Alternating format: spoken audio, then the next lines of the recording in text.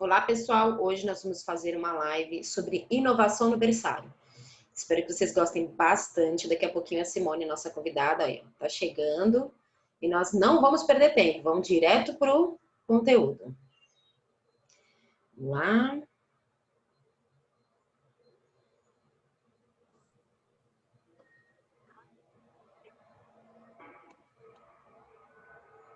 Li? Oi, Ci, você tá no escuro.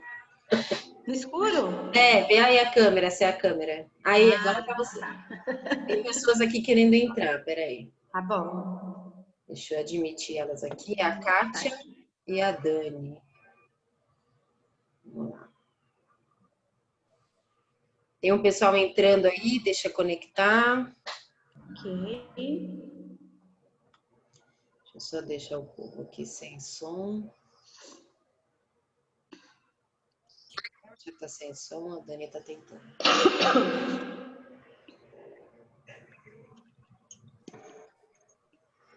Vamos lá. Tá, as duas estão sem fone e sem o áudio pra gente poder falar. Simone, tudo bem? Tudo bem, e você, Li? Tudo Bem. bem? Sim, me conta um pouquinho sobre você pra gente começar aí a live. Não vamos perder tempo, porque a gente tem pouco tempo para falar muita coisa. Muita coisa, verdade. Primeiro quero falar bom dia para quem está nos assistindo, né? Meu nome é Simone, fui convidada aqui pela Eliane, colega de trabalho. Trabalho na área da educação. Hoje eu desenvolvo o trabalho de coordenação pedagógica numa escola, aqui em São Paulo. E a minha formação pedagógica, fiz o magistério, o antigo magistério, fiz a pedagogia, fiz pós-educação em educação especial, né?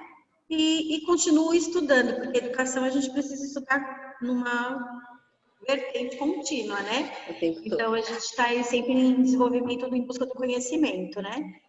Então, hoje nós fizemos essa live aqui para trazer um pouquinho de conhecimento do berçário, é isso, né? É isso mesmo.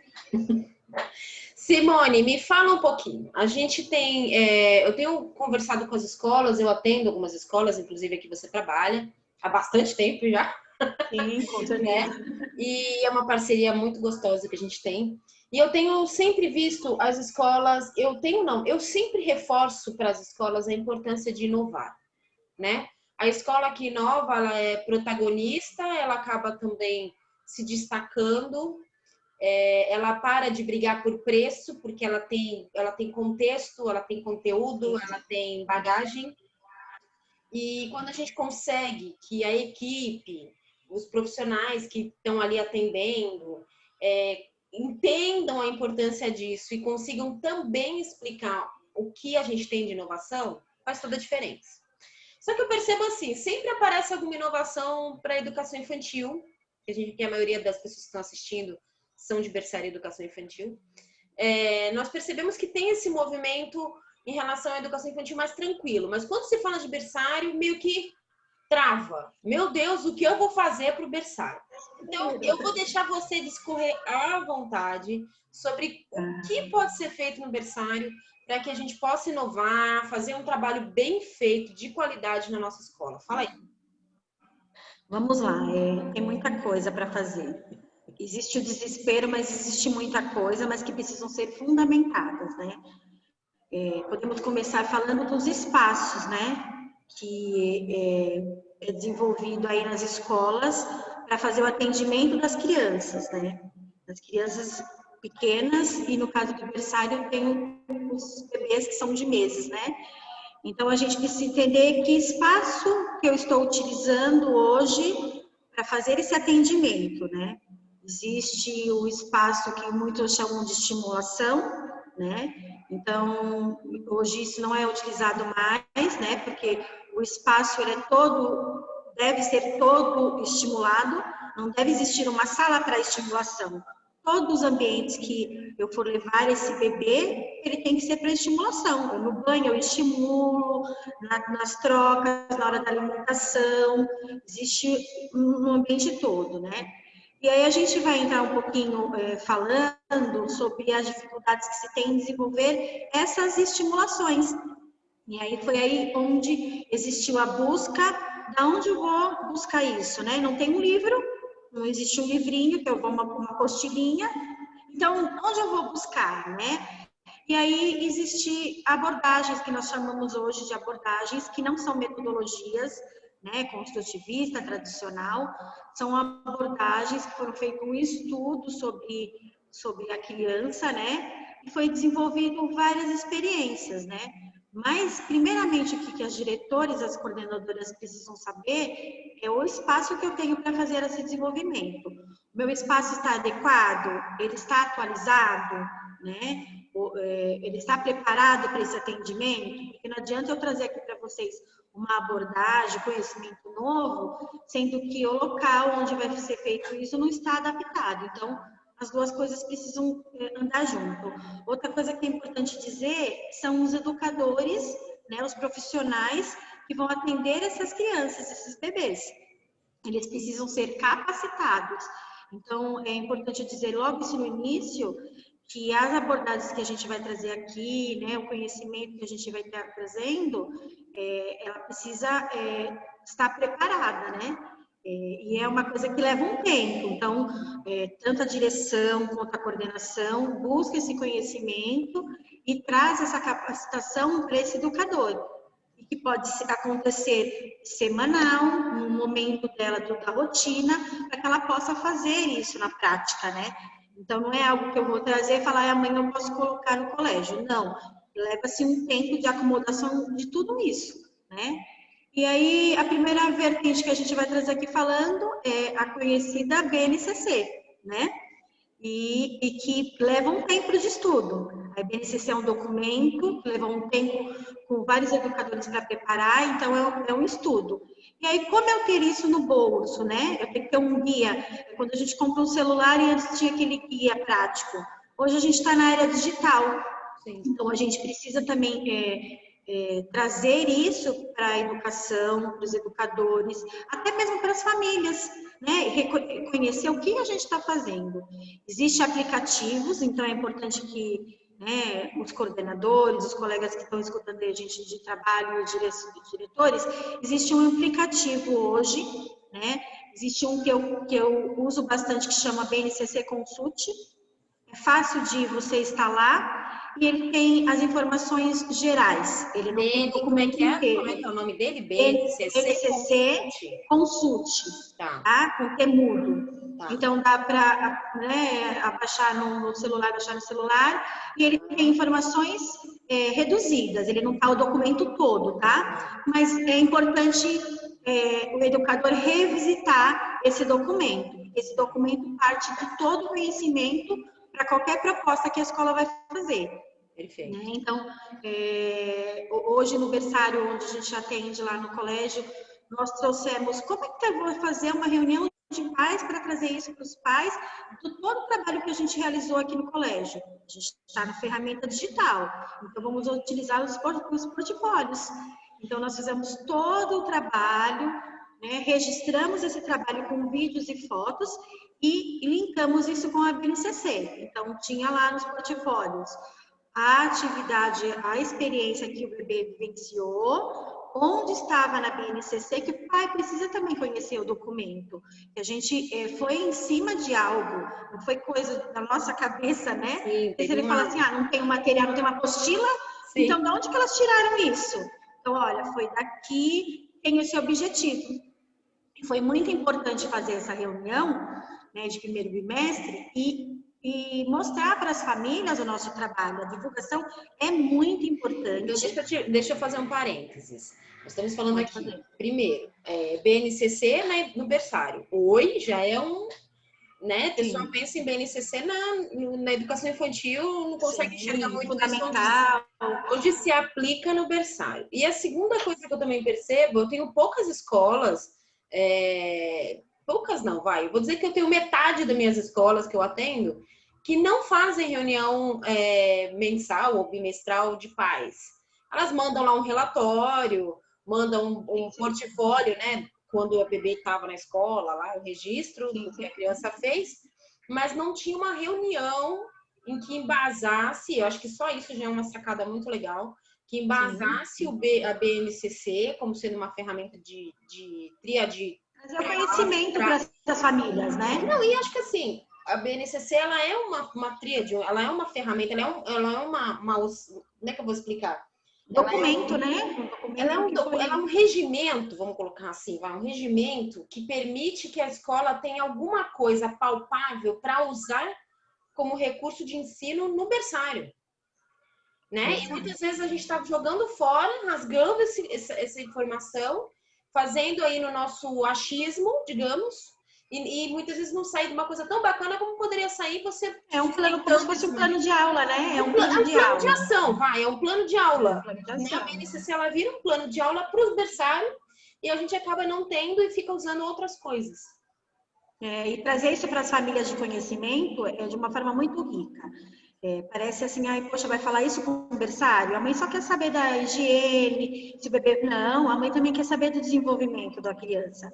E ela começa a perceber isso em casa. Então, quando nós fizemos a reunião, a orientação foi toda embasada na BNCC e nas abordagens que a gente vai falar um pouquinho sobre isso, e as famílias foram linkando nas vivências que eles estão tendo em casa, nas autonomias que estão sendo desenvolvidas, na motricidade, no movimento oral. E ela falou, poxa vida, como é rico. E, assim, as famílias ficaram muito interessadas, depois entraram em contato para baixar o aplicativo, para saber mais, para a gente mandar, a gente está mandando links sobre a temática das abordagens, para eles terem o conhecimento, porque é uma dificuldade também em casa de continuar esse ensinamento, né? O que eu fazer com o bebê? Eu só dou um brinquedinho para ele, né, brincar ali sozinho? Não, é uma interação, né? Então, a primeira vertente é essa questão aí da BNCC, embasar, estudar e trazer conhecimento para os educadores. E aí a gente vai falar um pouquinho, né, das abordagens, né? E antes de começar as abordagens, é importante dizer, quando vai alguém conhecer a escola, a gente diz que a gente desenvolve as experiências. E é assustador dizer isso para a mãe do berçário. Ela já acha que a gente vai enfiar o bebê lá, colocar o bebê dentro de uma sala de biologia e vai fazer uma experiência biológica. Não. A experiência é o que podemos falar, que a gente chama aí de atividades. Por que experiências? Porque a criança vai vivenciar, vai experimentar, ela vai ter o tempo dela de acomodação para aquela situação. Nós desenvolvemos no começo do ano, né, quando estava presencial, uma experiência onde era um tecido com uma farinha, e aí tinha lá várias colheres de plásticos e tinha também peneiras, e colocamos todos os bebês em voltas e deixamos o tempo deles. E foi incrível observar como as crianças experimentaram aquela experiência. As crianças que eram mais corajosas nem precisou da autorização do adulto. Já foi mexendo naquele experimento. As crianças que tinham mais receio olhavam para o educador como se pedisse uma autorização. Sim. Né?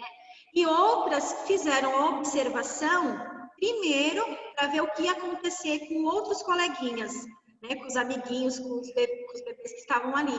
E aí fizeram a experiência. E teve uns que nem experimentaram. E ali a gente conseguiu fazer um relatório de como que era cada criança. Tem uma percepção, né? Você falou, é importante. O relatório, ele é presencial, né? Ele é vivido presencialmente. Nesse momento a gente está à distância. Então, por que a gente montou um portfólio e não fez um relatório? Porque nós não tínhamos subsídios para montar um relatório colocando o desenvolvimento. Porque o relatório de carinhas não se usam mais, né? A gente faz o relatório descritivo. Só que para isso a gente precisa ter momentos de vivências, e nós não tivemos. Tivemos momento presencial na escola, então o que a gente se comprometeu hoje no colégio? Que até o final do ano a gente vai fazer esse desenvolvimento. E é importante dizer isso aqui na live, para as educadoras terem um caderno de registro de cada experiência, porque quando ela vai montar o relatório dela, ela vai colocar tudo isso no integral.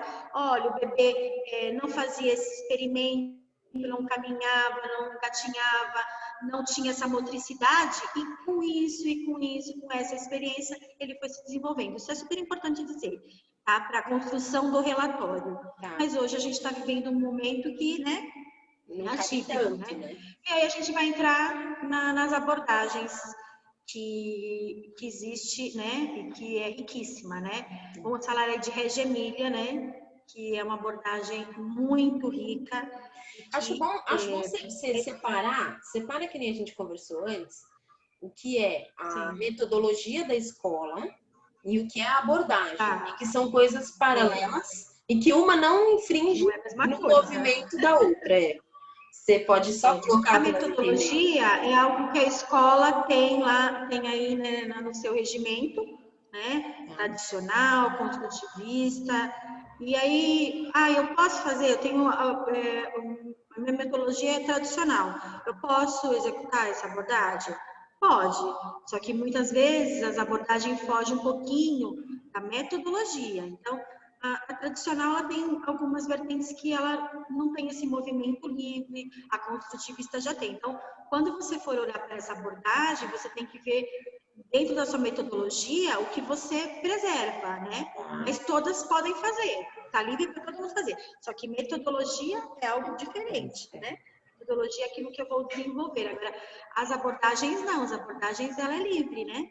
Ela é livre, ela tem uma vertente riquíssima. E falando aí da Regia Emília, ela é baseada no que a gente pode desenvolver de potencialidade na criança. Então, o que o educador, o que a direção, o que a coordenação tem que entender? Que essa abordagem, ela vai desenvolver as potencialidades que esse bebê tem, né? Então, a gente tem um tesouro na mão, né? E cada criança traz conhecimentos prévios, né? Então, quando a gente fez essa experiência, a gente pôde observar aquela criança que era muito mais presa às orientações da família, aquela criança que tinha a liberdade de fazer suas escolhas. E aí, o que a gente vai fazer? Desenvolver, aí voltando na BNCC, as habilidades e as competências. Eu vou observar as dificuldades que eu tenho e vou fazer esse desenvolvimento. Como eu vou fazer isso? Regia Emília traz uma proposta, né, na escola bem diferenciada. Não dá para montar a escola de Regia Emília aqui no nosso berçário, mas eu trago as experiências que eles fazem. Uma muito conhecida deles é a caixa de luz, a mesa de luz, e que é super simples fazer. Depois vocês podem pesquisar com a câmera do celular, tá? É uma experiência que dá para fazer sem ser com a mesa mesmo, né? Se você apagar esse espaço que eu estou aqui e colocar a câmera, vai ficar uma luz. E o que eu posso trabalhar com essa luz? É uma infinidade de situações. Eu posso trabalhar coordenação, eu posso trabalhar percepção visual, eu posso colocar uma luz colorida, eu posso trabalhar cores. Então, olha quantas coisas eu posso desenvolver numa única experiência, né? E voltando a dizer que toda experiência o educador tem que registrar o que ele observou. Porque aí, para a próxima experiência, ele vai avançando o que precisa ser desenvolvido com essa turma que ele está. Né? Então, todas as crianças tiveram muito medo. Então, eu vou trabalhar o medo com as crianças para eles não terem mais esse medo. Então, é super positivo. A abordagem Regia Emília tem uma infinidade de experiências. Trabalho com materiais da natureza, que é super riquíssimo. Obviamente que se a gente está trabalhando com berçário, eu vou trazer elementos da natureza que preservem, né, não machucar esses bebês, né? Sim. Então, sempre com uma orientação, né? Então, são elementos simples. Eu não vou precisar que nenhuma diretora saia fazendo compras mirabolantes em armarinhos conhecidos, nada disso, em lojas de brinquedo. Elementos simples, né? Uma folha seca, dá para trabalhar texturas, dá para trabalhar uma infinidade de situações, dá para trabalhar tamanho, né? Percepções. A gente observou no colégio, o trabalho que a gente desenvolveu com o berçário, com as crianças que foram para o próximo segmento, o quanto elas avançaram. E quando a gente recebeu essa criança que não participou do nosso berçário, já entrou nesse segmento que lá nós chamamos de mini maternal, quantas dificuldades essa criança tinha. Porque porque ela não tinha experimentado textura, ela não sabia vivenciar algumas experiências que foi desenvolvida no berçário. Né? Olha quanto uma etapa pode colaborar para a outra, né? Sim. E a abordagem da Regia Emília traz muitos elementos. É importante que faça uma pesquisa, precisa ter um estudo, ver, eles têm um espaço que eles chamam de ateliê, né? E o ateliê desenvolve técnicas de pintura, uma série de atividades colaborativas que dá para trabalhar, inclusive, com o berçário, né? Quando eu fiz a reunião, o pai falou, mas arte? Como vocês fizeram isso com o berçário? Né? Como é feito isso? E aí eles ficaram bem encantados, né? Então, para a gente falar dessa abordagem com maior expressão e tudo mais, precisaria de um tempo maior, e aí a gente pode marcar uma outra live, né, Lili? A gente estava pensando em fazer outra live só para falar sobre as abordagens, né? A gente tem aí mais algumas abordagens. Que aí a gente pode dar mais dicas, pode passar, né? Nesse mais tempo. Mais tempo, né? Tá. E aí a gente vai voltar um pouquinho para a abordagem Pickler, né? Deixa eu só ligar aqui, só um instantinho, Lili. Tá acabando a bateria, só um instantinho. Peraí, gente, senão ela vai desligar. Só um minutinho, que ela fala técnica. Só um minutinho. Que bacana. Me perdoe.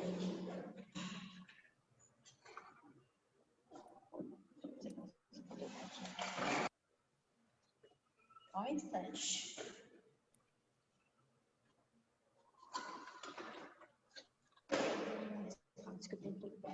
Ok.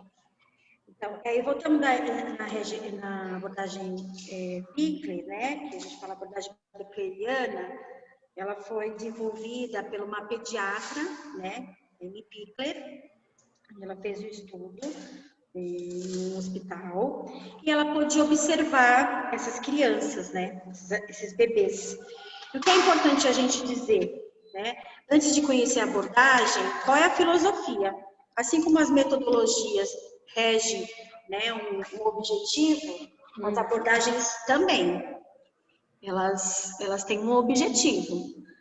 Assim como eu falei da Regia Emília, ele tem um objetivo central, que é desenvolver as potencialidades. A Amy Pickler também tem um objetivo central. E qual seria esse objetivo? Isso sempre é importante dizer. Eu vou desenvolver essa abordagem, vou fazer isso ser vivido na minha escola, no meu berçário, eu preciso saber o objetivo. Porque senão eu desenvolvo a experiência e não vou atrás do objetivo. Então, qual é o objetivo de desenvolvimento aí? A autonomia, o movimento livre, que é super importante a gente falar, né? O movimento livre e a motricidade. Então, essas três, ela desenvolve essa criança para as próximas etapas. Então, como assim, né? Eu vou deixar o bebê ter autonomia? Sim, autonomia de escolha. Então, se você vai fazer uma vivência, né, uma experiência sobre frutas, sobre alimentos, eu vou colocar mais de uma opção para ele escolher. E ele vai colocar aquela frutinha na boca, ele vai, essa eu não gosto, e aí ele vai ter essa autonomia de escolher. Quando eu fizer uma experiência, eu vou colocar mais de uma opção. Então, nós fizemos uma experiência que era um varal, onde tinha celofanes, e os celofanes tinham cores. Então, a gente observou, não colocou só uma cor.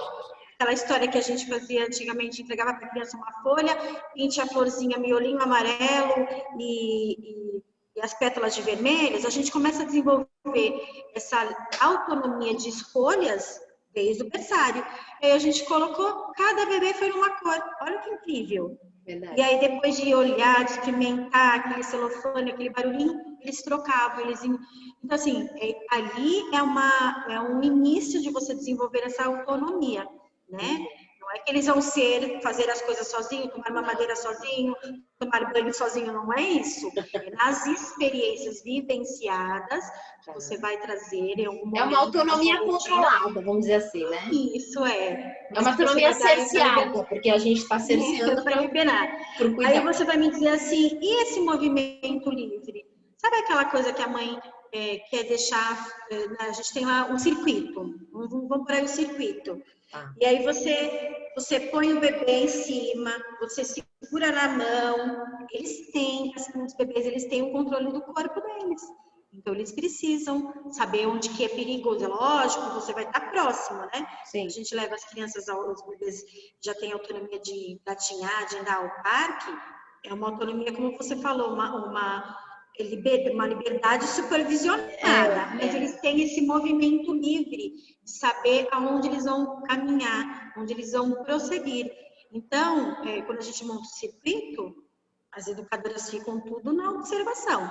Mas a liberdade de, por exemplo, o circuito onde quer para escorregar, tem bebê que quer fazer ao contrário. Tem bebê que quer subir, não quer escorregar. Aí ele percebe que não dá certo, que ele vai ter que ter o equilíbrio do corpo dele. Aí ele começa a fazer outras experiências que ele fala, não, esse espaço aqui eu tenho que escorregar. Se eu subir, eu posso cair. Entendeu? E aí você vai deixando então esse movimento livre muito cerceado pelas famílias, né? Aquela coisa de, ele vai ter que gatinho, ele vai ter que andar, e põe naquele andador. Ali não é um movimento livre, né? Não. O bebê, ele fica condicionado porque ele não pode andar no espaço total. Ele tem que ter essa liberdade. Então, esse movimento livre que ela fala é nesse sentido, tá? E a última aqui que a gente pode falar é essa questão também da necessidade do respeito ao ritmo da criança, que é importantíssimo a gente valorizar, né? Eu vou ter bebês, às vezes, tudo, no berçário geralmente a gente não tem, né? Todo mundo do mesmo mês, como na sala de aula. E aí, às vezes, eu posso ter um bebê de 6 meses e outro também, e cada um vai ter seu tempo. Sim. Cada um vai ter o seu ritmo, e a gente tem que saber respeitar isso, tá? Então, a abordagem Pickler, ela é muito rica, ela tem muito conhecimento, foi um estudo, né? Então, é bem interessante se quem está nos assistindo poder fazer essa revisitação, porque ela é riquíssima. Em poucos minutos a gente vai falar bem pouquinho, só ter um gostinho aí para as famílias, né? Para as colegas de trabalho, se tiver algum pai, alguma mãe assistindo também, mas é riquíssimo e trouxe muito assim, quando eu falei do objetivo, para os educadores. Sim. Hoje eles ficam, eu preciso desenvolver autonomia, aí eles não estão tendo movimentos livres, eu estou cerceando essa condição, né? Aquela coisa de que eu dou a colher e falo, não, tem que ser assim, não, eles vão deixar derrubar a comida, eles vão perceber esse movimento, né? E que em casa falar, não vai poder fazer a sujeira, não. Ele fazer esse aprendizado, ele vai ter esse movimento de poder errar também, né? Sim. Não só fazer o certo, né? E deixa eu falar uma coisa com você rapidinho. Eu sempre falo muito sobre a importância de quando você fizer a venda da escola, o pai for visitar o espaço, né? For visitar o berçário, enfim, você conseguir linkar a visita ao que você está explicando. Uma coisa que eu gosto muito que a escola coloque, que a escola tenha, e aí você me corrige, são aqueles que também eu acho que tem a ver um pouco com essa experimentação, mas fica uma experimentação meio que fixa, vamos dizer assim. Apesar de que tem um lugar que eu já sei que ele aluga os painéis motor, o painel psicomotor, para colocar, para a criança ir ali, mexer, né, descobrir, um que é o telefone, o outro que é um negócio que bate, enfim, ali a criança faz a experimentação e fica fixo no berçário. E é muito bacana porque, é aquilo que eu falei, você está fazendo uma visita, está fazendo a venda do seu berçário, você consegue mostrar esse recurso, ele é visual, não tem aquela coisa de muitas vezes a pessoa não conseguir entender o que você está explicando, porque você está vendo, né? E aí me fala um pouquinho, você acha que isso é legal, é adequado, a escola pode fazer, o que você pensa? O que a gente... hoje a gente está trabalhando muito com os recursos digitais, né? Então, Sim. A gente precisa estar fundamentada na nossa realidade. Então, a escola montou, tanto para os educadores, um portfólio sobre esse recurso, de tudo que nós temos no nosso berçário. Então, antes da mãe revisitar os espaços, né? Os espaços que a escola tem, existe uma conversa antes.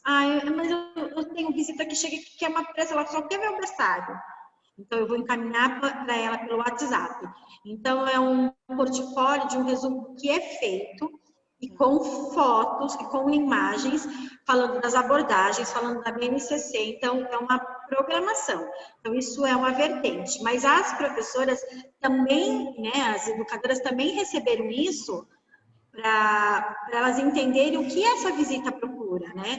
Então, hoje os painéis, não dá para a gente colocar todas as experiências, mas sim, podemos ter sim um espaço no berçário onde esteja em anexo para que essa visita possa ver que acontece, que aquilo que eu estou falando acontece, que são duas coisas diferentes. Existe na escola a rotina que é fixa, que pode estar lá em anexo, como que é feita essa rotina de banho, troca, alimentação, e a rotina que vamos chamar aí de pedagógica, que são feitas experiências, duas coisas.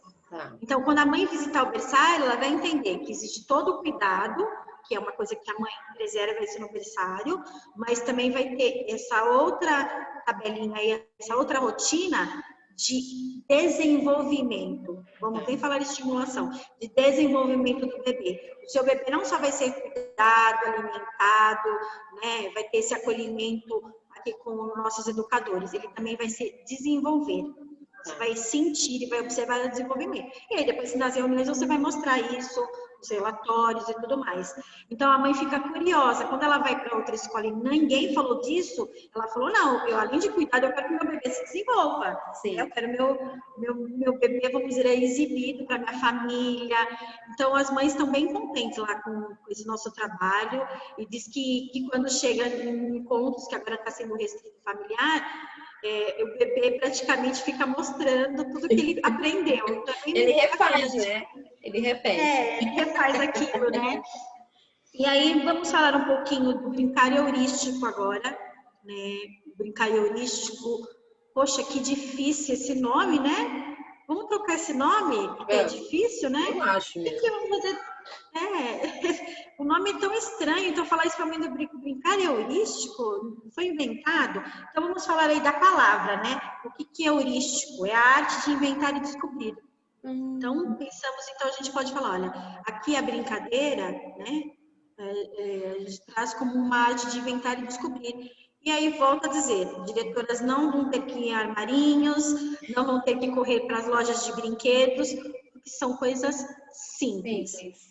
Aí falamos desse brincar heurístico.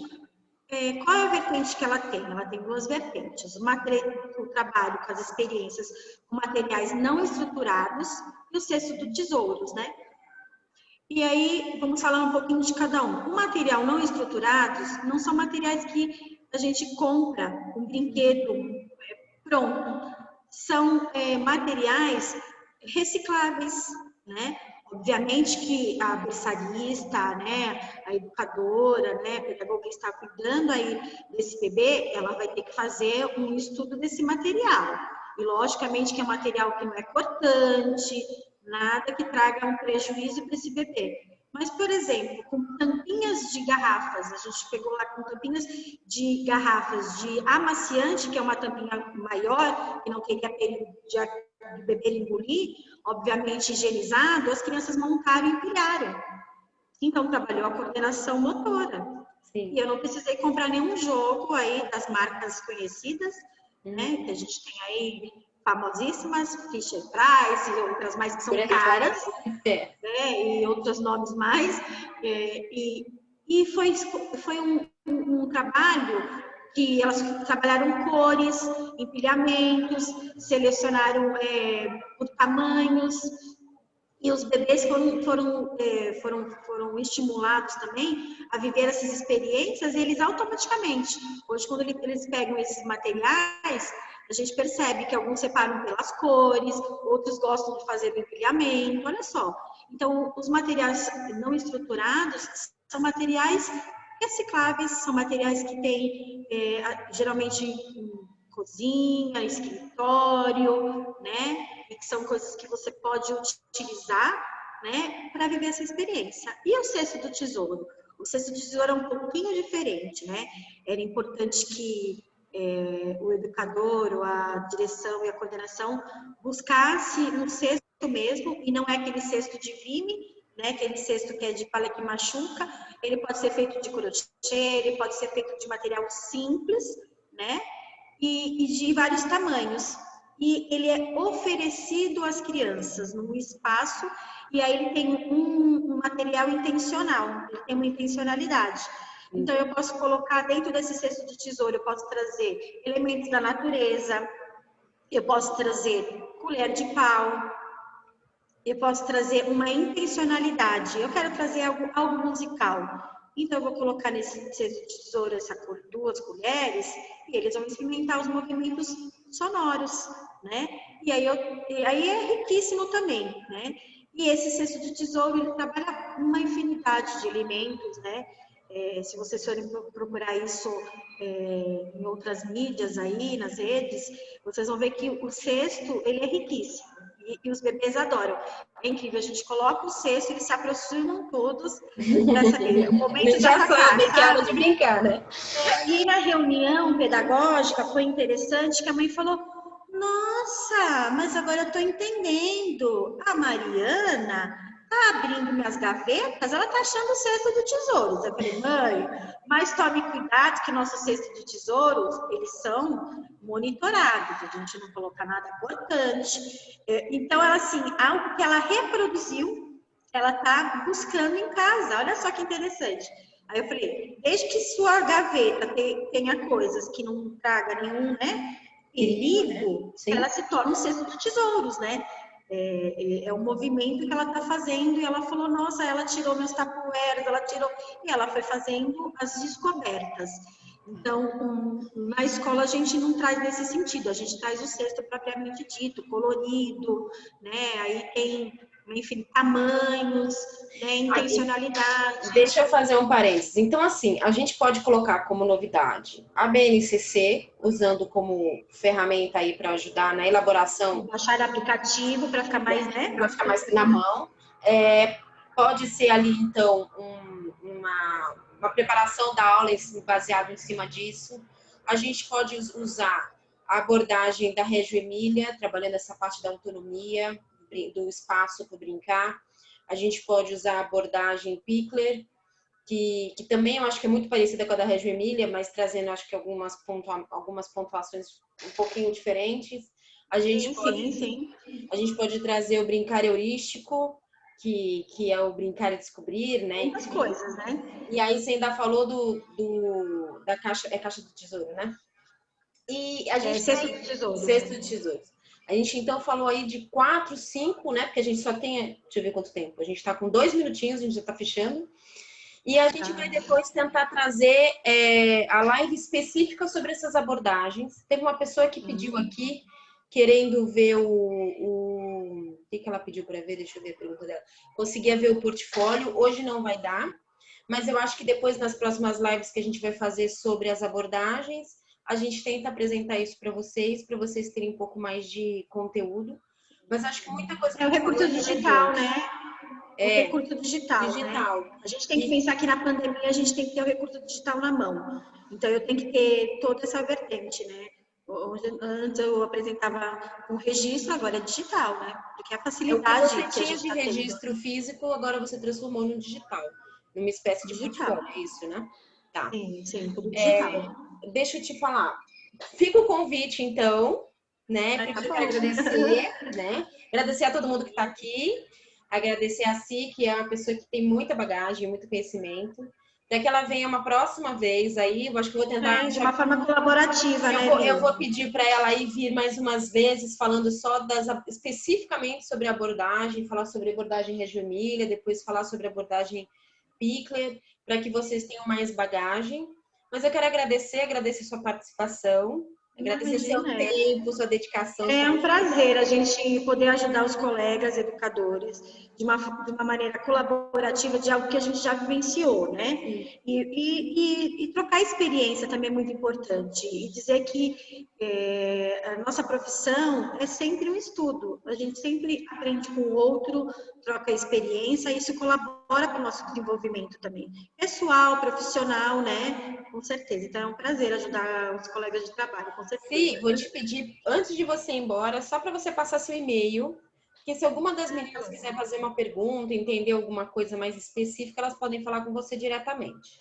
Tá, você quer que eu passe aqui? Eu posso passar por aqui mesmo? Pode falar que elas Tá, escrevem. é C_ Tá. Green Pepe. Agora é Green difícil. é verde em inglês. Ah, Olha, é chique. C_ Green Pepe, @yahoo.com.br. perfeito. Então, esse C é mudo, né? Desculpa, esse C é minúsculo. Tá. Aí, underline, green, de verde em inglês, GREEN, pepe, @yahoo.com.br. Perfeito. Tá bom? Meninas, Aí, obrigada. Sim, Obrigada. Se tiverem dúvidas, alguma coisa, podem mandar para ela, mas eu vou convencer ela a fazer uma outra live com a gente para Com certeza, será um explicar prazer. mais coisas ainda. Obrigada.